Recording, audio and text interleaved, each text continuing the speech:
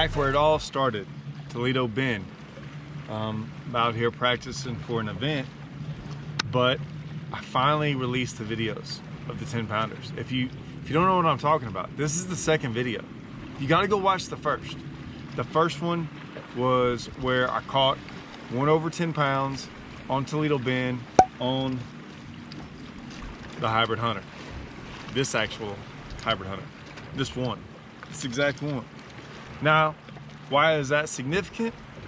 That's because this video is not about that. It's about catching another one over 10 pounds. And that's the crazy part. Here's a little backstory. I was practicing on Toledo Bend for an event.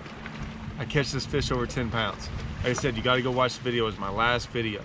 I'll put it right here. What's cool about that is on Toledo Bend, they'll take your fish. If it's over 10 pounds, you'll get a free replica. They measure it. They do a whole bunch of stuff. Like I said, go watch the video. I explain it all. We fished that event, and then the next week we have a, what is it? I think it's the Brain and Belt. I guess it was in March, early March, on Ray Roberts. So I go down there and basically, well, shoot, I'll show y'all. This is the crazy part. This is 1 week later. I'll just put it to you this way. Same rod, same reel, same exact bait. I didn't change anything. Take a look. All right, so this is the first day, pretty much the first morning of practice for the Brain and Belt tournament on Ray Roberts. I haven't been out here in a while. So yeah, I was just kind of messing around out deep, kind of live scoping around, I really didn't know. I didn't really know what I was supposed to be doing. So I'm out here doing this, doing that, kind of out in the middle, because it's been a pretty cold spring.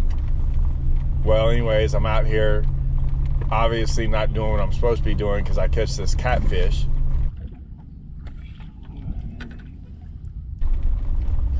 So I'll show you that real quick.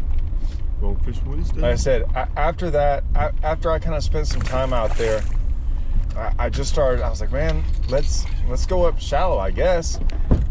Because I had to figure something out. So I get my rods out.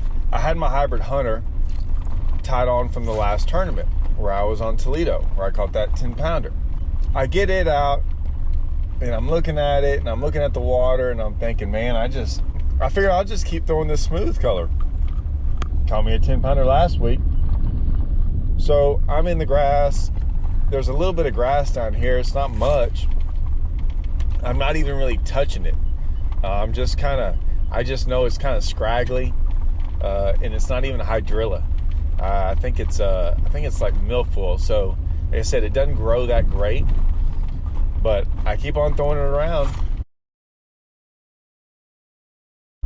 And sure enough, I get a bite.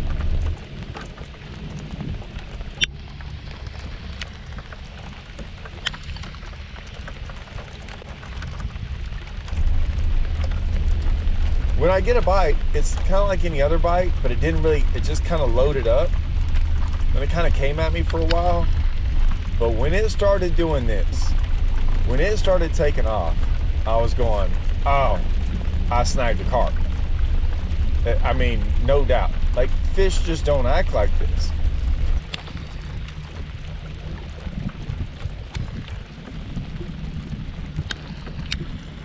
If you're wondering why my rod's kind of looking funny and why everything, so I've caught some big ones before, and there is no reason to just sit there and you can't just sit there and have your reel engaged and even drag like you'll lose them. Look at the bass. That's a bass. I got a bass on it. It's a monster. And so I've done this a bunch, so I instantly know when they come to the boat like that and they take off, I push the button. Now you got to also remember too, I don't even think it's a bass. I think it's a carp. One of them like 20 to 30, 40 pounders. So I got the button pushed because I don't want to lose my bait, and I figure, heck, I'll even get me a wrong fish Wednesday. And the way it's moving, you'd think I'm out in the salt water. I mean, this thing is going just like a carp would do. It doesn't even try to jump either. It just keeps digging and digging and digging. And I mean, now I'm out in the middle of the creek and it's still going. I'm not 100% sure it's a bass. I'm thinking it is, but I still have my doubts. Like I thought it was, but it didn't like jump out of the water. It just kind of came up to the surface. And then it starts doing its thing again where it takes off. If I hadn't seen it, I would have thought it was a carp. Maybe I didn't see it. It looked like a giant. Like it's definitely over 10. Like big time over 10. It's gonna take off like this and go, and I mean, now I'm sitting here going, what? I'm about 90% sure it's a bass, but I'm still kind of uncertain. I'll be honest with you. I still have no idea. I'm like, man, why is it fighting like this? And if it is a bass, it is a giant. And sure enough, when it finally gets close enough, It's a bass. I'm like, yep, it's a bass. I see it now.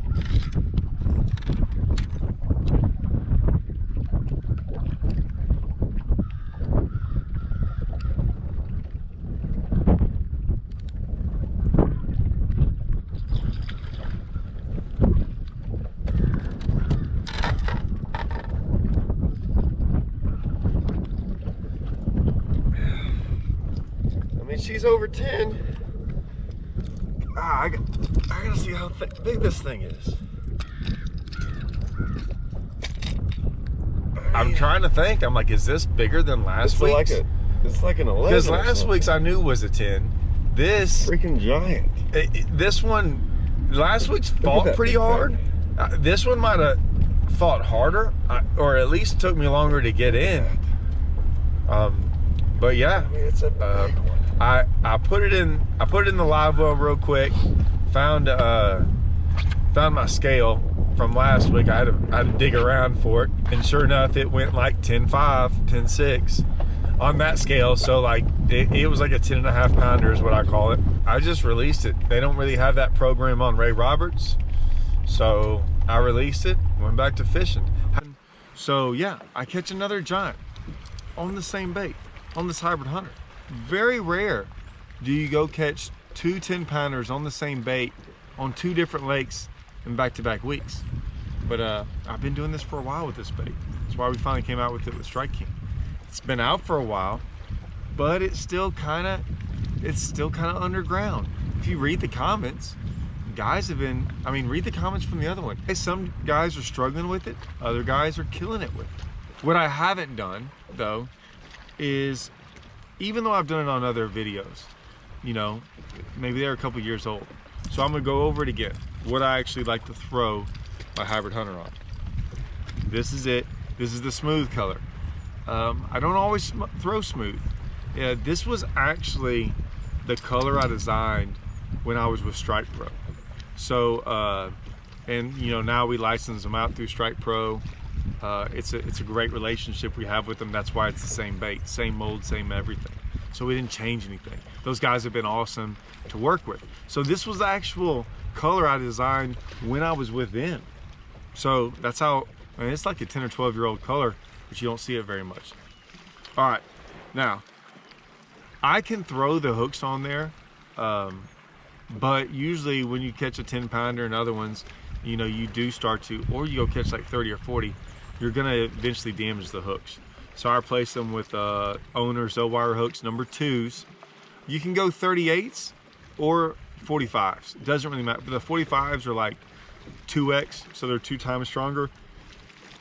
Look, if you're not going around catching a whole bunch of 10-pounders, who is actually, you can use 38s. I sometimes use 45s if I'm throwing like a lot of grass, wood, things like that, where I really want to lean into them really hard just because I don't really want them to get down in the cover. If you notice, you catch 2 like this, I mean, I couldn't do anything with them. I just had to hold on. So I sure didn't want those hooks freaking bending, right? So that's what I got. 20-pound Sunline Sniper, okay? I know Everyone's gonna look at this, and I know everyone thinks it's a crankbait. It is, but it's not your traditional crankbait. It's a little bit different. And so I throw 20 pounds, like I said, I always have. Almost never seen a reason not to. I'll just put it to you that way. 20 pound Sunline Sniper. Got it on my Lew's. This is an older Lew's, but it's still a Lew's speed spool. When I say it's older, it's only a couple years old. It's not like it's 10 years old, but it's their speed spool series 7-to-1, because I'm really trying to, sometimes I want to crank it slow. Most of the time I want to kind of crank it faster than your normal crankbait because of how it runs. So definitely a 7-to-1. I hope this is probably the most important, is this rod. It's a Super Duty 7.6 medium heavy. Now, I don't know honestly if Lew's is still making this anymore. I'll find out. I really don't know. I've got like 6 of them, so I don't plan on changing anytime soon. Maybe I can talk, if they have quit making it, I'm not sure. If they have, I got to get them to make this in a different, use the same blank, but in a different series, because this rod is everything. But if you can still find them, Super Duty Speed Series 7.6. Like I said, it'll say 7.6 medium heavy. Okay, trust me, you're gonna want something. It's not a crankbait, guys. I wouldn't throw it on a crankbait rod. You can in certain situations, but I can throw this 100% of the time. Like, I throw it 100% of the time, just like that. So that's the setup. I hope you enjoyed the 2 videos. It was pretty cool for me. I don't get a chance to go catch 10 pounders that often. I've caught some. I don't think I've ever caught back-to-back weekends 10 pounders on the same bait on different lakes. That's a first for me. I wish I could have caught one of those in the tournament, but you know how that goes. Either way, still a pretty cool bait. I mean, go catch 10 pounders on it. Tells you something. All right, I gotta get back to practicing. Had a good day already today. I wanted to wait and put these videos out. Honestly, I had some tournaments going on in Toledo and Ray Roberts at the time, and so I was kind of holding back a little bit. And then I wanted to do the share, it's not the share lunker, but the lunker program they have at Toledo. I got the call that the mounts are getting ready to hand those out in the next couple of weeks. That's kind of why I waited. And so kind of wanted to share that with all y'all about what Toledo Bend does. But Ray Roberts, I just threw it back. After I waited, threw it back. And that place has got some big ones too. Anyways, all right, I got some storms. Brewing. I'm gonna get back out there, guys. See y'all. It's never gonna stop if it's controlling you. I know that time can heal it all. I just gotta get through.